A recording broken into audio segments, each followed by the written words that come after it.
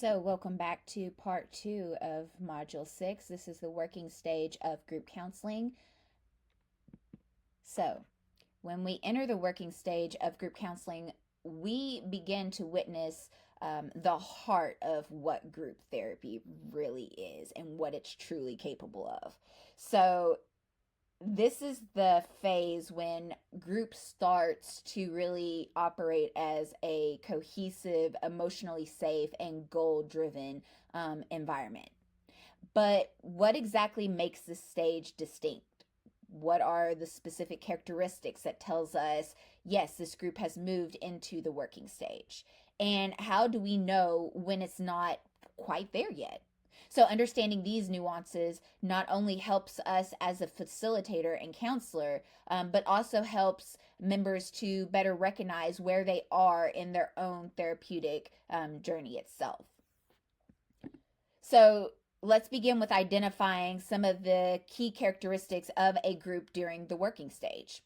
So, this stage is typically marked by a deepening of trust among group members, increased cohesion, and an overall sense of what the group that the group is clicking or functioning well. So group members tend to be more willing to share openly and vulnerably. The earlier anxiety that they experienced and the guardedness that they experienced during the initial phase has also given way to a more genuine, spontaneous dialogue. Members are now in this stage actively engaging in meaningful work. They're confronting personal issues that they have, offering support to others, and exploring challenging material without constant prompting of the leader. In fact, one of the hallmark features of a working group is that the leadership becomes more democratic. So the leader still plays an important role, of course, but members are more likely to take initiative and challenge one another constructively and hold each other accountable. So there's a shared sense of ownership. The group feels like it belongs to everyone in the room and not just to the leader or to one person. Oops. Another important characteristic of the working stage is the presence of authentic feedback. So, this is where members begin to reflect honestly on how others in the group affect them. They're able to receive feedback without becoming defensive. And there's an openness to being seen and heard in a way that may not have been existing earlier.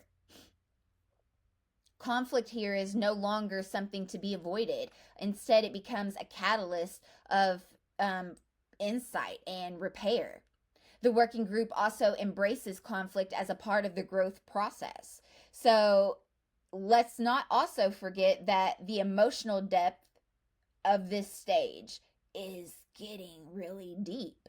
Members can often access and process complex emotions such as grief, shame, anger, fear with the support of the group. And this is where catharsis happens. So, this is where the emotional breakthroughs take place and where lasting internal changes begin to unfold. Now, to truly appreciate what makes a group work, it is helpful to contrast this with what we might see as non-working groups. So a non-working group lacks cohesion. Members may remain silent or speak only in superficial ways or seem almost disconnected from both the leader and each other. There's often an underlying fear or resistance to vulnerability, which can manifest in sarcasm or intellectualizing or monopolizing the conversation. In non working groups, feedback is either non existent or poorly received. So members may shut down when challenged, or become defensive, or redirect the focus back to others instead of looking inward at themselves. And while conflict still arises, it tends to be unresolved and festering beneath the surface or avoided altogether. So, here are the differences between the working versus the non working group. in a working group, the leader's role is usually much more active, often needing to direct the discussion, pull for responses, or manage disruptions frequently. Members may look to the leader for approval, authority, or rescue rather than engaging with each other. The group does not feel like a shared space at this point. It feels like a collection of individuals sitting in the same room but not truly connecting. So progress feels stalled, and any breakthrough that does occur may be isolated or fleeting rather than integrated into the group's momentum. In contrast, a working group begins to feel like a living organism, interconnected, responsive, and capable of growth. Now that we understand what distinguishes a working group from a non-working group, let's talk about the choices that must be made during this stage. Because being in a working group isn't about being passive. It requires continuous commitment and conscious decision making from both the leader and the members. So one of the first choices members are faced with is how deeply they're willing to engage in the group. Even in a working group, individuals must decide to confront their fears, challenge their patterns, and participate in emotionally demanding conversations. So this may mean choosing to speak up even when it feels scary, or staying emotionally present when the topic hits close to home. Members also have to decide whether to give feedback, how to receive feedback, or whether they're willing to be changed by the experience. On the other hand, though, on the leader's side, choices during the working stage include when to step back and allow the group to take ownership, and when to step in and provide structure or redirection. The leader must be able to decide when to challenge a member and when to offer support, always weighing the group's readiness and the individual's needs as well. So timing is everything during this stage, pretty much. Leaders must make ethical decisions around confidentiality, boundaries, and the use of interventions that may stir up intense emotions. And co-leaders, if present, must make a shared decision in real time, but we'll discuss that a little bit later on. So one of the most important decisions during this phase revolves around self-disclosure, both for the members and the leaders. So let's begin by looking at member self-disclosure. So it's essential that group members feel both encouraged and free to share openly. But we also have to provide guidelines so that self-disclosure is intentional and therapeutic. Self-disclosure should serve the purpose of growth, either the individual or the group's growth. And it should not be impulsive or excessively detailed or emotionally dumping. Members should be encouraged to reflect on why they are sharing and what they hope to gain by sharing, and whether the group can hold the disclosure safely. A good guideline for members is disclose when you feel it will help you move forward, foster connection, or deepen your self-understanding. Avoid disclosure that's primarily aimed at shocking others, venting without reflection, or seeking validation in a way that derails the group's focus. Leaders can help guide this by gently asking questions like, what feels important about sharing this today? Or how can the group support you with this? We want members to feel empowered to share, but also responsible for the impact of their sharing on themselves and on the group dynamic. And then you have leader self-disclosure, which is a whole different topic and one that requires careful discernment. So unlike members, group leaders is not there to receive therapy. They're there to facilitate it. So while some disclosure can be incredibly humanizing and helpful, it must always be in the service to the group's process, never for the leader's professional catharsis.